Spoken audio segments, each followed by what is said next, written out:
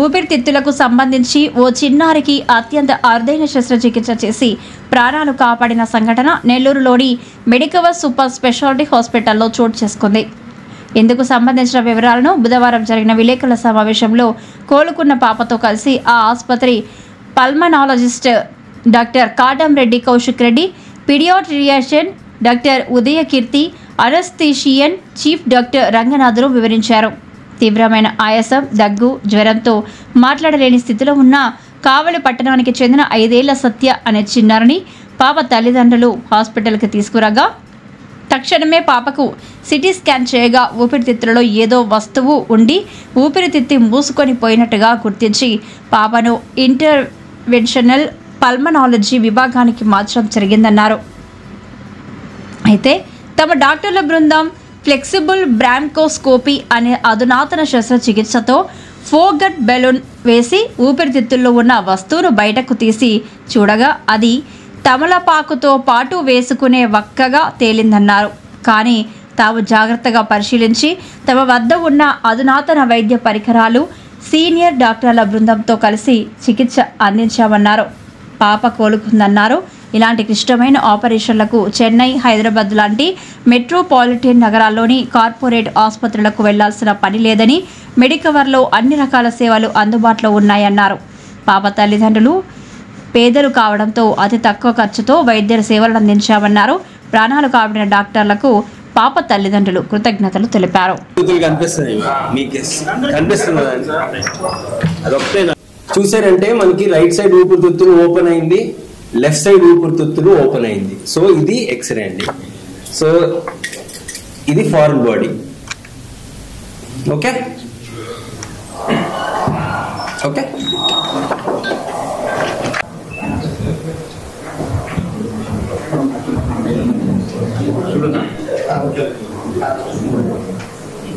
Okay sir. Okay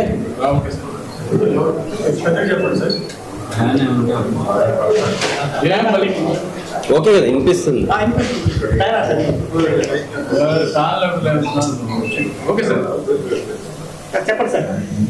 అందరికీ నమస్కారం అండి.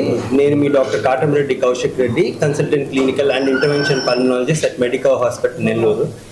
మరి ఈరోజు ఈ ప్రెస్ మీట్ పెట్టడానికి కారణం ఏంటంటే, ఒకరికి ఆయాసం వచ్చింది అంటే ఎంత కష్టపడతారో అనేది మనకు తెలుసు. అదే ఒక చిన్నపిల్లకి ఆయాసం వచ్చిందని ఆ పాప ఎంత కష్టపడిందో అనేది మనం అడ్రస్ చేయడానికి ఈరోజు పెట్టాము. సో ఈ ఎందుకు ఆయాసం వచ్చింది అంటే, ఒక పాపది యాక్చువల్గా సత్య పేరు, ఒక 5 years పాపకి. అయితే పేషెంట్ కావలి నుంచి వచ్చారండి. సో కావలిలో యాక్చువల్గా ఒక 1 week బ్యాక్ వాళ్ళు ఒక హాస్పిటల్కి వెళ్ళారు.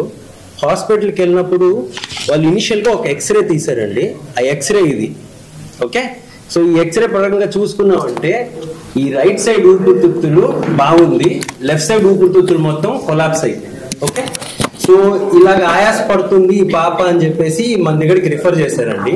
సో ఈ రిఫర్ చేసినప్పుడు మనం ఎక్స్రే చూసి ఊపిరితిత్తుల్లో ఏదో ప్రాబ్లం ఉంది, అందుకని ఊపిరితిత్తులు లెఫ్ట్ సైడ్ ఊపిరితిత్తులు మూసుకోబోయాయి అనేసి ఇమీడియట్ గా మా దగ్గర ఉన్న పీడియాట్రిషియన్ డాక్టర్ ఉదయకీర్తి మేడం చూపించి, సో దాని తర్వాత ఎమర్జెన్సీగా మధ్యాహ్నం వస్తే ఒకసారి ఏంటి అనేది ఒక సిటీ స్కాన్ చేసామండి. సిటీ స్కాన్ చేసినప్పుడు ఆ లెఫ్ట్ సైడ్ ఊపిరితిత్తుల్లో పాపకి ఒక ఫారెన్ బాడీ అంటే విదేశీ పదార్థం అది ఏంటి అని ఇరుక్కొని పోయి ఉండింది లెఫ్ట్ సైడ్ లో. సో మేము ఇమీడియట్ గా మా కాడ ఉన్న అత్యాధునిక పరికరాల్లో బ్రాంకోస్కోపీ అనేది అంటే ఊపిరితిత్తుల ఎండోస్కోపీ. సో ఈ ఊపిరితిత్తుల ఎండోస్కోపీ పీడియాట్రిక్ బ్రాంకోస్కోపీ అంటాము. సో ఈ పీడియాట్రిక్ బ్రాంకోస్కోపీ వేసి ఊపిరితిత్తుల్ని చూసామండి. చూసినప్పుడు అక్కడ ఫారెన్ బాడీ కనిపించింది. అంటే లెఫ్ట్ సైడ్ మెయిన్ బ్రాంకస్ అంటే మెయిన్ ఊపిరితిత్తులు లెఫ్ట్ సైడ్ కి పోయే మెయిన్ గొట్టంలో ఆ ఫారెన్ బాడీ ఇరుక్కొని ఉండింది. సో ఈ ఫారెన్ బాడీ ఇరుక్కోవడం మనం చూసినప్పుడు మనం ఏం చేస్తామంటే ఫస్ట్ ఫారెన్ బాడీని తీయాలి, లేకపోతే ఏమవుతుందంటే లోపల ఇన్ఫెక్షన్ వచ్చేస్తుంది. సో ఆ లెఫ్ట్ సైడ్ ఊపిరితిత్తులు ఇంకా పని చేయకుండా పోతుంది. సో మనం ఏం చేసామంటే ఒక ఫోగాటి బెలూన్, ఆ బెలూన్ వేసి ఫారెన్ బాడీని బయటికి తీసామండి. ఆ ఫారెన్ బాడీ తీసినప్పుడు ఏంటి అని మనం చూస్తే అది ఒక్కపొడి అంటే బీటిల్ నట్. అది ఏమైంటుంది అనుకొని మనం క్రాస్ చెక్ చేసినప్పుడు వాళ్ళ నాన్నగారికి ఒక్క పొడి వేసుకునే అలవాటు ఉంది. సో పాప ఒక్క పొడి మింగేసి అది బై మిస్టేక్ అది పొట్టలోకి పోకుండా ఊపిరితిత్తులకు వెళ్ళిపోయింది. దాన్ని మా భాషలో ఏమంటాం అంటే ఆస్పిరేషన్ అంటాం. సో ఈ ఫారెన్ బాడీస్ అనేది ఇంపార్టెంట్, ఒక ఎమర్జెన్సీగా మనం చూడాల్సిన పరిస్థితి. సమ్ టైమ్స్ ఏమవుతుందంటే 2 ఊపిరితిత్తులు బ్లాక్ అయిపోయినప్పుడు కొలాప్స్ అయిపోతారు, అంటే డెత్ గానీ అవ్వచ్చు. ఎందుకంటే మెయిన్ గా ఒక్కొక్కరికి ఆయాసం అనేది చాలా ఇంపార్టెంట్, అది అడ్రస్ చేయాల్సిన విషయం. సో ఈ ఫారెన్ బాడీస్ ని మనం యాక్చువల్ గా పేరెంట్స్ చూస్తుండాల. సో ఏదైనా పాపకు తెలియదు అదేంటి అనేది, పోయినా చెప్పుకోలేని పరిస్థితి. సో పేరెంట్స్ కి తెలీదు, యాక్చువల్ గా వాళ్ళ అమ్మ నాన్నకి ఐడియానే లేదు ఇట్లా ఫారెన్ బాడీ లోపల ఉంది అనేది. ఓకే, మనం డయాగ్నోస్ చేసిన వెంటనే వాళ్ళకి అర్థమైంది ఓకే ఇది ప్రాబ్లం అనేసి. సో ఇది ఎందుకు ఇంపార్టెంట్ అంటే ఒక 5 year పాపకి మనం బీటిల్ నట్ అనేది లోపల లెఫ్ట్ సైడ్ ఊపిరితిత్తుల్లో ఉంది కాబట్టి మనం బ్రాంకోస్కోపిక్ ప్రొసీజర్ చేసి బయటికి తీసాం. ఇంపార్టెంట్ ఏంటంటే ఎర్లీ డయాగ్నోసిస్, అంటే ఎంత తొందరగా మనం కనిపెడతామో అంత తొందరగా వైద్యం ఇచ్చినప్పుడు ఏ ప్రాబ్లం ఉండదు. ఫారెన్ బాడీ అనే పర్స్పెక్టివే ఎమర్జెన్సీ ప్రొసీజర్ అండి. ఓకే, సో ఇప్పుడు మా పీడియాట్రిషియన్ మేడం ఉదయకీర్తి గారు చెప్తారు, దాని తర్వాత మా రంగా సార్ వచ్చి అనస్థిస్ట్ ఇక్కడ. సో మనం ఎలా కేసు హ్యాండిల్ చేసామని అడల్ట్స్ కూడా రావచ్చు. సార్ బేసికల్గా ఇది మా 4వ ఫారెన్ బాడీ అండి మేము చేసిన దాంట్లో మీరు అడిగిన పాయింట్ ఏంటంటే పెద్దవాళ్ళు ఇప్పుడు కొన్ని మంది దీర్ఘకాలికంగా దగ్గు ఉంది అన్నప్పుడు మనం ఒక కాయ పెట్టుకుంటాం, నోట్లో పెట్టుకుంటారు, కరక్కాయ అంటాం దాన్ని. కొన్నిసార్లు నిద్రపోయేటప్పుడు వాళ్ళు పెట్టుకొని పడుకుంటారు. సో అలాంటివి కానీ అప్పుడప్పుడు ఊపిరితిత్తుల్లోకి వెళ్ళిపోతాయి. మేము ఇక్కడ ఎన్కౌంటర్ చేసిన దాంట్లో ఒక తాత 65 years old, ఆయనకి చికెన్ బోన్ లెఫ్ట్ సైడ్ లో ఇరుక్కొని పోయింది. ఓకే, సో ఇలాంటివి పెద్దవాళ్ళకి కానీ జరుగుతాయండి. కానీ ఏమవుతుందంటే కొన్నిసార్లు డెంటల్ ఇంప్లాంట్స్ ఉంటాం, మనం ఈ పళ్ళ సెట్టింగ్ పెట్టుకుంటాం, అవి కానీ లోపలికి వెళ్ళిపోతుంటాయి. సో ఫారెన్ బాడీ ఏదైనా లోపల లేని మనం కానీ లోపల పెట్టుకున్నాం అంటే అది ఫారెన్ బాడీ అవుతుంది. సో అలాంటి విషయంలో చిన్నపిల్లలైనా సరే పెద్దవాళ్ళైనా సరే అట్ ద మోస్ట్ ఎర్లీగా మనం డయాగ్నోస్ చేయడం వల్ల మనకి అడ్వాంటేజ్ ఉంటుందండి. సో ఇప్పుడు ప్రతి ప్రొసీజర్ అంటే ప్రతి ఊపిరితిత్తులకు సంబంధించిన ప్రతి ప్రొసీజరు ఇప్పుడు మనం నెల్లూరు మెడికవర్ లో చేస్తున్నాము. విత్ హై క్లాస్ ఫెసిలిటీస్ ఉన్నాయి, ప్లస్ అత్యాధునిక పరికరాలు ఉన్నాయి, with good team and backup. So ఇది వెరీ ఇంపార్టెంట్ అండి. బ్యాకప్ లేనిదే ఏమీ ఎక్కడా చేయలేము. అది మనం మెట్రోపాలిటన్ సిటీస్ అని అనుకుంటున్నాం ఇప్పుడు వరకు, కానీ ఇప్పుడు ప్రతిదీ మన నెల్లూరులోనే అవైలబుల్ ఉంది. సో మీరందరూ యూటిలైజ్ చేసుకోవాలా. సో కైండ్లీ ఏ ప్రాబ్లం వచ్చినా సరే తొందరగా డయాగ్నోస్ చేసుకోవాలంటే మీరు మా దగ్గరికి రావాలి. ఓకే సార్, దీనికి ఆరోగ్యశ్రీ లేదా? 1 minute చెప్పండి. ఒక మెట్రోపాలిటన్ సిటీస్ కి వెళ్ళారనుకోండి, ఇప్పుడు గంట సేపు పడుతుంది, 2 గంటల సేపు పడుతుంది సర్జరీ. సో దాన్ని బట్టి డిపెండ్ అవుతుంది. సో కానీ ఇప్పుడు వాళ్ళ ఫైనాన్షియల్ ఎయిడ్ చూసినప్పుడు మనం ఏదన్నా కన్సిడర్ ఇది చూసి మనం చేయాలండి. సో మనకి మనీ ముఖ్యం కాదు, ఆ పాప 5 years తనకెంతో లైఫ్ ఉంది. సో అది ఒక మైండ్ లో పెట్టుకొని మనం ఈ ప్రొసీజర్ చేయాల్సి వచ్చింది. సో సింపుల్ గా తీసాము, సింపుల్ గా పాప బాగుంది, అదొక్కటే మాకు.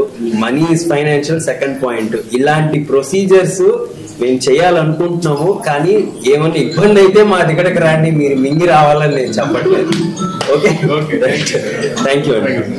ఈ సత్యాన్ని 5 years చిన్న పాపకి ఆయాసం చాలా ఎక్కువగా ఉంది అని మన ఎమర్జెన్సీకి వచ్చినప్పుడు డాక్టర్ కౌశిక్, మన పీడియాట్రిషియన్ కీర్తి వీళ్ళిద్దరూ చూసి ఎమర్జెన్సీగా చేయాలి అని ఆపరేషన్ థియేటర్కి ఆఫ్టర్నూన్గా షిఫ్ట్ చేశారు.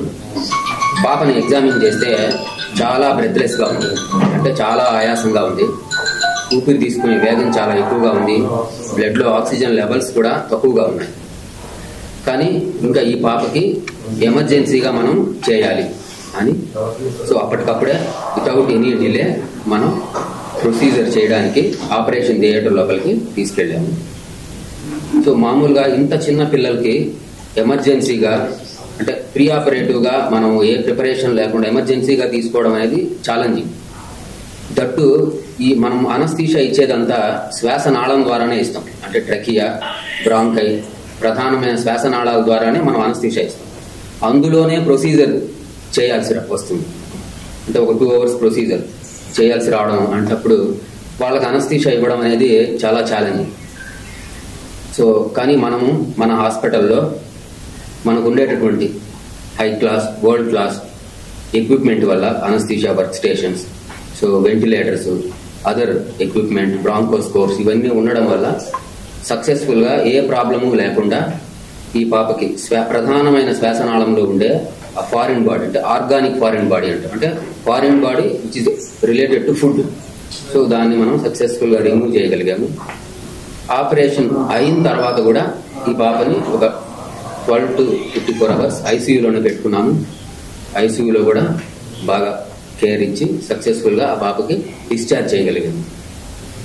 ఇప్పుడు ఈ పాపకి మనము అంత స్పీడ్గా మనం ఇంటర్వ్యూన్ అయ్యి ప్రొసీజర్ చేసి ఫారిన్ బాడీని రిమూవ్ చేయకుండా ఉంటే అది పాపకు ప్రాణాపాయం వరకు వెళ్ళిపోయి ఉండేది, అందులో డౌటే లేదు. మనము మెడికవర్ హాస్పిటల్ నెల్లూరులో పాప ఎమర్జెన్సీకి వచ్చిన తర్వాత ఏమాత్రం ఆలస్యం లేకుండా చాలా వేగంగా ఎమర్జెన్సీగా సక్సెస్ఫుల్గా ఈ ప్రొసీజర్ చేయగలిగాం.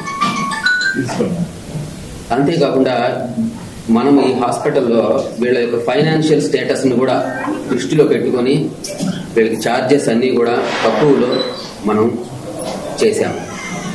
ఇలాంటివి చేయాలి అంటే యూజువల్గా పెద్ద సిటీస్కి వెళ్ళాలి, చాలా కాస్ట్తో కూడుకున్నది. కానీ మనం ఇక్కడ వాళ్ళ ఫైనాన్షియల్ స్టేటస్ని దృష్టిలో పెట్టుకొని మనం చాలా తక్కువగా వాళ్ళకి అఫోర్డబుల్ ప్రైస్లోనే మనం సక్సెస్ఫుల్గా చేశాము. So hospital Medicover hospital Nellore మేనేజ్మెంట్కి ఈ విషయంలో మేము కూడా చాలా కృతజ్ఞతలు. నమస్తే అండి, నేను pediatrician doctor Uday Keerthi from Medicover hospital Nellore. ఇందాక సార్ ఎక్స్ప్లెయిన్ చేశారు ఆల్రెడీ ఆ బేబీ గురించి, what all she has gone through, ఎందుకు ఆ సిచ్యువేషన్ వచ్చింది అని. సో నేను మెయిన్గా పీడియాట్రిక్ ఏజ్ గ్రూప్లో ఫారిన్ బాడీ యాస్పిరేషన్ అనేది ఎంత ఇంపార్టెంట్, ఎందుకు అంత అర్లీగా ఇంటర్వ్యూన్ అవ్వాలి అనేది చెప్తాను. సో ఇది ఆల్మోస్ట్ ఈ పాప డయాగ్నోజ్ అయ్యేటప్పటికి it was 2 weeks. So 2 weeks నుంచి పాప కంప్లైంట్స్ ఉన్నాయి. సో ఆస్పిరేషన్ అనేది ఎప్పుడో 2 వారాల క్రితం జరిగింది. సో కొన్నిసార్లు ఏమవుతుంది అని అంటే అది ఆల్రెడీ ఒక లంగ్ లో కాకుండా ఇంకొక సైడ్ వెళ్ళిపోయింది కాబట్టి బేబీకి లైఫ్ థ్రెటనింగ్ ఈవెంట్స్ అంటూ ఏమీ జరగలేదు. Suppose it is the big foreign body, అది మెయిన్ ట్రెకియాలోనే ఉండిపోయింది అనుకోండి, ఒక్కోసారి అది లైఫ్ థ్రెటనింగ్ ఈవెన్ డెత్ కూడా అయ్యే ఛాన్సెస్ ఉంటుంది. సో యూజువల్లీ ఈ అవేర్నెస్ ఎందుకు అంటే పేరెంట్స్ ఈ age group particularly 3 to 5 years age group లో చాలా పర్టికులర్ గా నోటీస్ చేస్తూ ఉన్నారు పిల్లల్ని. సో అది ఎక్స్ప్లోరేటివ్ ఏజ్ గ్రూప్, వాళ్ళకి ఎంతూసియాజం ఉంటుంది, ఏం జరుగుతుంది ఏంటి, ప్లస్ పేరెంట్స్ కానీ చుట్టుపక్కల వాళ్ళు కానీ ఏం చేస్తున్నారు అది ఇమిటేట్ చేస్తూ ఉంటారు. సో ఎందుకు ఆ పాప బీటిల్ నట్ తీసుకునింది అంటే ఫాదర్ని చూస్తూ ఉంది, సో తీసేసుకునింది. సేమ్ థింగ్ సాఫ్ట్ ఆబ్జెక్ట్స్ అనుకోండి, అవి స్వాలో చేసేస్తారు. Hard objects only betel nut అనే కాదు, డ్రై ఫ్రూట్స్, పీనట్స్ యూజువల్ ఇవి ఉంటాయి ఫారిన్ బాడీస్ లాగా.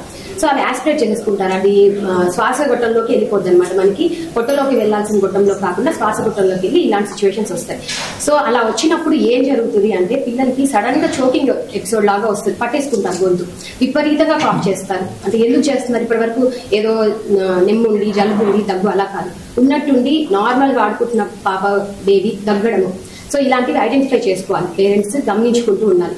ఏదన్నా అబ్నార్మల్ గా అనిపించింది అనుకోండి, ఫస్ట్ ఇమీడియట్ గా పీడియాట్రిషియన్ కన్సల్ట్ అయ్యి ప్రైమరీ ఇన్వెస్టిగేషన్స్ చేయించుకోవాలి. ఇప్పుడు ఈ పాప విషయంలో కూడా ఎక్స్రే చూసాం, ఎక్స్రే చూస్తే నార్మల్ గా చూసాం అనుకోండి ఏం తెలుస్తుంది, ఓకే నెమ్ము ఉంది అని అనిపిస్తుంది, దానికి మందులు పెడతారు. సో యూజువల్ గా జరిగింది అదే పాప విషయంలో కూడా. బట్ దెన్ రెస్పాన్స్ ఉండదు ట్రీట్మెంట్ కి, మనకి ఇన్ని రోజులైనా కానీ ట్రీట్మెంట్ కి రెస్పాన్స్ అనేది ఉండదు. సో ఓన్లీ 1 ఇన్వెస్టిగేషనే మనకి దీన్ని గైడ్ చేస్తుంది, ఏంటి అంటే బ్రాంకోస్కోపీ. ఈ బ్రాంకోస్కోపీలో కూడా ఫ్లెక్సిబుల్ బ్రాంకోస్కోపీ, రిజిడ్ బ్రాంకోస్కోపీ ఉంటుంది. సో మనకి ఇక్కడ ఫ్లెక్సిబుల్ ఉంది, రిజిడ్ బ్రాంకోస్కోపీ ఉంది. సో పీడియాట్రిక్ ఏజ్ గ్రూప్ లో flexible is much more easy to perform. Short జిఏలో చేసేయచ్చు, 5 to 10 minutes ప్రొసీజర్.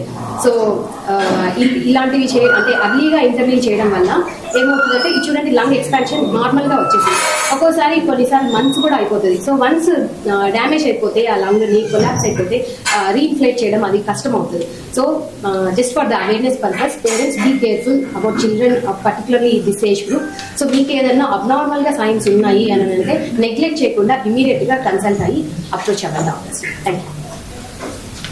అడల్ట్ లో ఫారిన్ బాడీ తీయడం ఆ స్కోప్ ఆ ఎక్విప్మెంట్ అంతా డిఫరెంట్ ఉంటుంది. పీడియాట్రిక్ కి అంత సన్న విన్ పైప్ లో నుంచి వెళ్ళాలి అని అంటే వెరీ పర్టికులర్, దానికి సైజ్ ఎక్విప్మెంట్స్ అవన్నీ they are available at Medicover. So అందుకని మనము ఈవెన్ ఎంత ఏజ్ గ్రూప్ అంటే అరౌండ్ ఇన్ఫాంటైల్ ఏజ్ నుంచి కూడా ఈ ఫారిన్ బాడీస్ కాదు ఏదైనా ప్రొసీజర్స్ మనం ఇక్కడ చేయగలుగుతున్నాం.